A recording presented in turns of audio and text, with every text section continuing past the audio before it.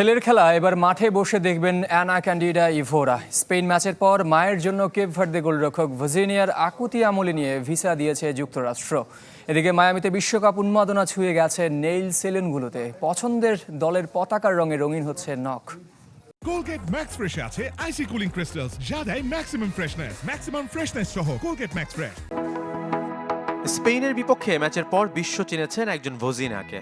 রাতারাতি নায়ক বনে গেছেন আফ্রিকার ছোট্ট দেশের এই গোলরক্ষক। সামাজিক যোগাযোগ মাধ্যম ইনস্টাগ্রামে ফলোয়ার বেড়ে এখন 50,000 থেকে প্রায় 1.5 কোটি। তবে ম্যাচ শেষে মায়ের জন্য তার আবেগঘন বার্তা মন ছুঁয়ে গেছে সবার। তাই তো এবার মা ছেলের মিলন হচ্ছে মায়ামিতে, যেখানে এইচ গ্রুপে কেপ ভার্দের দ্বিতীয় ম্যাচ উরুগুয়ের বিপক্ষে। ইউএসের ভিসা বন্ডের জন্য মার্কিন মূল্যকে ছেলের প্রথম ম্যাচ দেখতে পারেননি অ্যানা ক্যান্ডিডা ইভোরা। তবে এবার ভিসা পেয়েছেন 40 বছর বয়সী গোলরক্ষক ভজিনহার মা। কেপ ভার্দের ফুটবল সভাপতি আমার সাথে যোগাযোগ করেছেন। তারা ভজিনহাকে সারপ্রাইজ দিতে চায়, তাই ফিফার সাথে আলোচনা করে ভিসা প্রসেসিং করেছে। এখন শুধু আমাদের সেখানে পৌঁছানোর অপেক্ষা।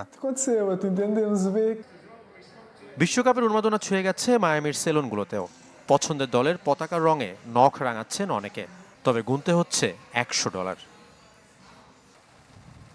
বিশ্বকাপ নিয়ে ভবিষ্যৎবাণী করা অক্টোপাস পলের আদলে এবার আলোচনায় জার্মানির হাতি তারাক।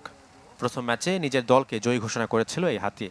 আইভরি কোস্টকে হারিয়ে দ্বিতীয় ম্যাচেও জয় তুলে নেবে ডিমান শেফট।